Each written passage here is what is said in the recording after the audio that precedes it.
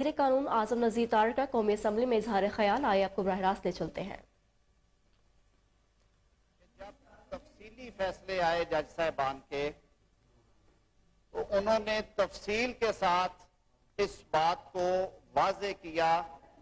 کہ جو سو motto case number 1/2023 تھا وہ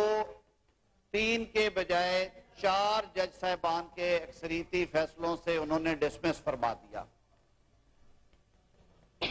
اب اسی کی بنیاد کے اوپر جب الیکشن کمیشن نے پنجاب اور خیبر پختونخوا میں ملک میں جاری سیکیورٹی کی صورتحال اور معاشی صورتحال کو سامنے رکھتے ہوئے اور تمام سٹیک ہولڈرز کو سننے کے بعد، جن میں دونوں صوبائی حکومتیں، وہاں کی لا انفورسمنٹ ایجنسیز، وزارت دفاع کے زیر انتظام کام کرنے والی سیکیورٹی فورسز، انٹیلیجنس ایجنسیز اور وزارت خزانہ سے انہوں نے جب رقوم کی فراہمی کے بارے میں تسلی بخش جوابات آنے کے بعد ایک تفصیلی فیصلہ جاری کیا کہ ان حالات میں الیکشن کمیشن آف پاکستان آئین کے آرٹیکل 218 کی شق 3 اور آئین کے آرٹیکل 224 کو سامنے رکھتے ہوئے اور سپریم کورٹ آف پاکستان کی landmark judgment workers party جو کہ 2012 میں جاری کیا گیا فیصلہ، اس کو سامنے رکھتے ہوئے الیکشن ایکٹ کی مختلف شقوں پہ انحصار کرتے ہوئے سپریم کورٹ آف پاکستان نے شیڈیول واپس لے کے 8 اکتوبر کی ڈیٹ کا اعلان کیا۔ یہ معاملہ دوبارہ سپریم کورٹ آف پاکستان میں لے جایا گیا، لیکن حیرانگی کی بات کہ بجائے 9 رکنی بینچ، یا اس وقت بھی کہا گیا تھا کہ یہ معاملہ فل کورٹ کے سامنے رکھا جائے جس میں وہ 2 معزز جج صاحبان نہیں ہوں جنہوں نے رضاکارانہ طور پہ اس سے ریکیوز کر لیا، یعنی وہ اس کیس سے علیحدہ ہو گئے تھے اور اس کی وجوہات تھی، بجائے وہ معاملہ لارجر بینچ یا فل کورٹ کے سامنے رکھنے کے، چیف جسٹس صاحب نے اپنی صوابدید میں دوبارہ 5 رکنی بینچ جو ہے اس میں تشکیل دے دیا۔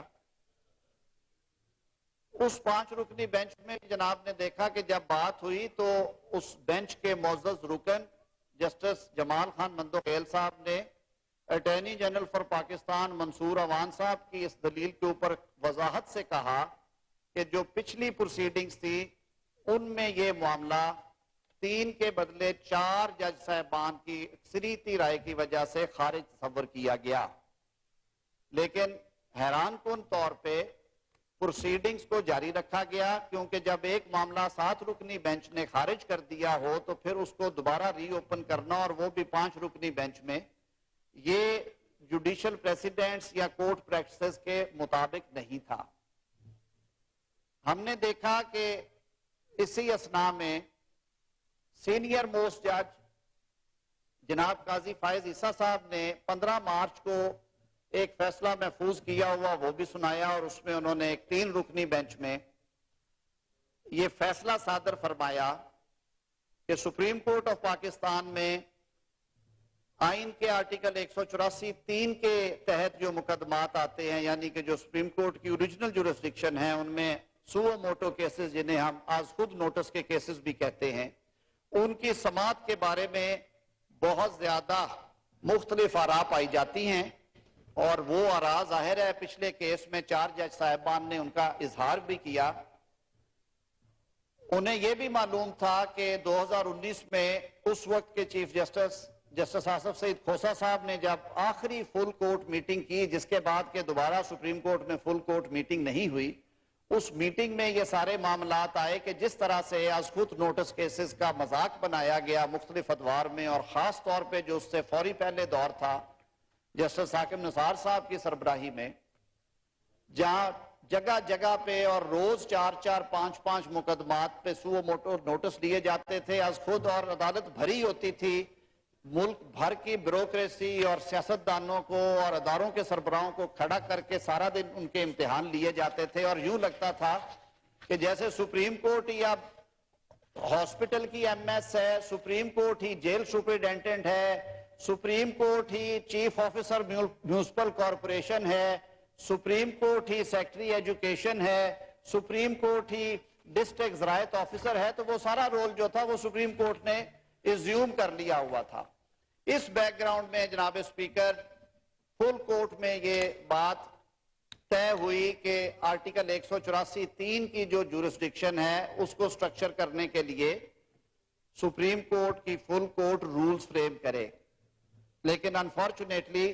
4.5 سال گزرنے کے باوجود بھی دوبارہ فل کورٹ اجلاس نہیں بلایا گیا. جسٹس قاضی فائز عیسیٰ صاحب کے بینچ نے فیصلہ صادر کر دیا جس میں انہوں نے کہا کہ جب تک فل کورٹ یہ رولز نہیں بناتی اور یہ جو ثوابدید ہے چیف جسٹس صاحب کی کہ کس معاملے میں فل کورٹ ٹیک اپ کرنا, کس معاملے میں از خود نوٹس لینا ہے, کس میں نہیں لینا, آئین کہتا ہے کہ سپریم کورٹ یہ اختیار استعمال کرے گی, تو اس پہ ہمیں کلیئرٹی آنی چاہیے. اور ساتھ انہوں نے ہدایت کی رجسٹرار آفس کو کہ جب تک یہ معاملہ نہیں ہوتا سپریم کورٹ میں جو پینڈنگ کیسز ہیں آرٹیکل 184(3) کے از خود نوٹس کے, انہیں کارروائی کے لیے عدالت کے سامنے پیش نہ کیا جائے, انہیں بینچز کے سامنے نہ لگایا جائے. اس کے باوجود موجودہ یہ مقدمہ ہے کانسٹیٹیوشنل پٹیشن نمبر 5 آف 2023, یہ اس کی کاز لسٹ جاری ہوئی. جب یہ معاملہ عدالت میں آیا تو بینچ کے ایک معزز رکن جسٹس امین الدین خان صاحب نے بھری عدالت میں کہا کہ میں اس ججمنٹ میں دیے گئے فیصلے کی وجہ سے ضروری سمجھتا ہوں کہ یہ پروسیڈنگز ڈراپ کر دی جائیں, روک دی جائیں, اور اگر یہ نہیں ہوتا تو انہوں نے اپنے آپ کو بینچ سے الگ کر لیا. اسی روز 4 رکنی بینچ کانسٹیٹیوٹ کر دیا گیا بجائے اس کے کہ پھر دوبارہ کسی اور جج صاحب کو درخواست کی جاتی. اور اس وقت تک مطالبہ بھی آ چکا تھا کہ اس معاملے میں بھی کیونکہ ابہام ہے تو آپ 2 جج صاحبان کے علاوہ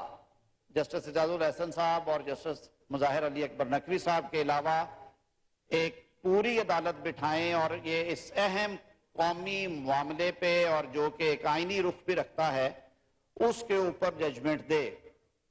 لیکن طرفہ تماشا یہ ہوا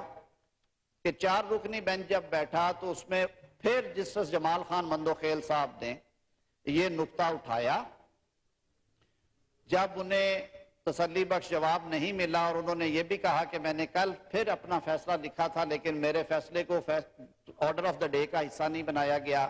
میری رائے سامنے نہیں رکھی گئی, تو دوبارہ انہوں نے بھی بینچ سے علیحدگی اختیار کر لی. یہ ایک ایسا موقع ہے جہاں پہ ہم یہ ایکسپیکٹ کرتے ہیں پاکستانی شہری کہ پروسیڈنگز کو غیر جانبدار, پروسیڈنگز کو شفاف, پروسیڈنگز کو منصفانہ رکھنے کے لیے اور انصاف ہوتا ہوا نظر آنے والے اصول لاگو کرتے ہوئے ایک ایسا بینچ تشکیل دیا جاتا جس پہ کوئی انگلی نہ اٹھا سکتا. اور وہ اسی صورت ممکن تھا